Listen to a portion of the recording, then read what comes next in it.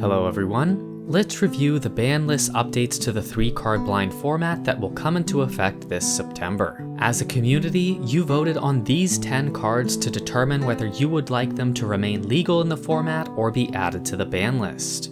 Based on the outcome of this vote, Uidian Hatchery, Dark Depths, and Foil are being added to the ban list, and the rest of the cards will remain legal to use. Let's start by taking a look at Uidian Hatchery, which is the most negatively voted on card we've ever seen in the history of this event. 94% of voters voted -2 definitely ban on this card, which is a level of consensus that we've never seen before. But this highly negative pattern of votes is consistent with the fact that this card created perhaps the most warped meta of all time. Even with hundreds of players highly incentivized to find ways to counter this card, it was strong enough to persist through all counterplay and ended up winning 15 out of the 17 pods this month. To say this ban is well deserved would be an understatement, and hopefully in its absence we will see the meta revert to a more normal state.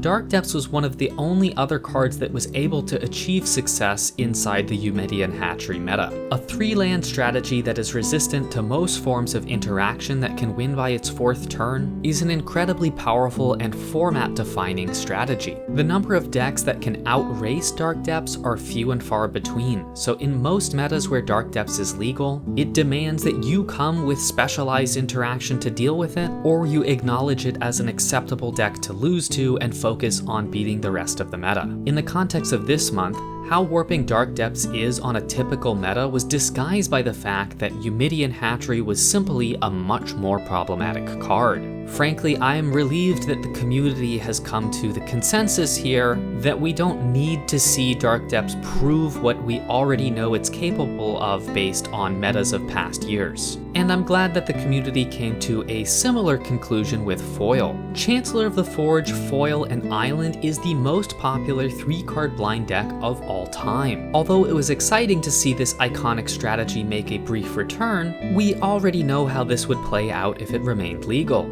Foil being legal in the format places a huge check on any single threat strategy, as well as any strategy that is reliant on any non-land mana source. The stranglehold that a free-to-cast counterspell can put on such a large variety of decks can have enormous ramifications on the meta, so I think it is ultimately better for format diversity that this card is being added to the ban list. Its partner in crime, on the other hand, Chancellor of the Forge, has remained legal, which will make this the first time in the format's history that we have seen Chancellor of the Forge legal without Foil legal at the same time. This means free-to-cast interaction is still on the menu in the form of cards like Fury and Pyrokinesis. And unlike Foil, which is effective against an enormous number of decks, Fury and Pyrokinesis have a more specialized niche, which I think will introduce some interesting variety to the format.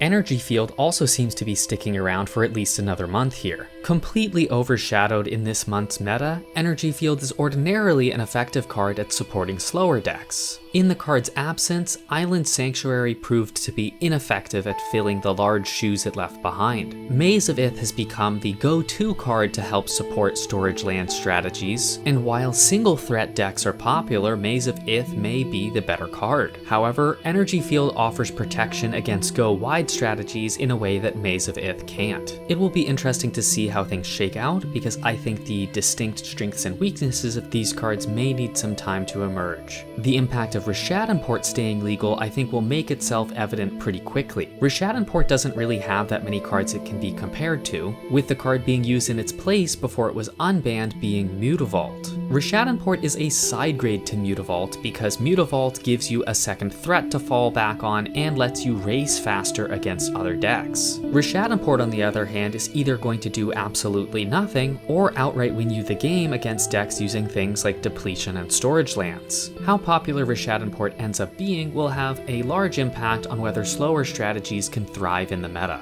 And I have much less to say about the remaining cards that survived this ban vote. We can be certain that Barren Glory will have no impact at all because Lotus Bloom is currently on the ban list, which explains why Barren Glory was voted so favorably to remain legal. Our remaining 3 cards are cards that have been strong in the format historically, but were significant outliers in this month because they could be used in tandem with Uidian Hatchery. And this was reflected in how players voted on these cards, with each of them looking pretty similar in terms of their vote distribution. opposition, most players voting to keep these cards legal, a significant number of players who were indifferent, and a non-trivial number of players that want these cards out of the format and may want them gone for reasons entirely unrelated to Uidian Hatchery. And before we wrap up this video, we have to cover the outcomes of the unbanned vote that supporters of this community have the privilege of participating in. Among all of the cards that could have potentially been unbanned, none of them received the support required to be removed from the ban list. This means that our upcoming month looks like a fresh new meta, which can be enjoyed by newer players who haven't seen a normal month of 3-card blind yet. Don't forget that you can submit your deck through the website between the 1st and the 7th of the month.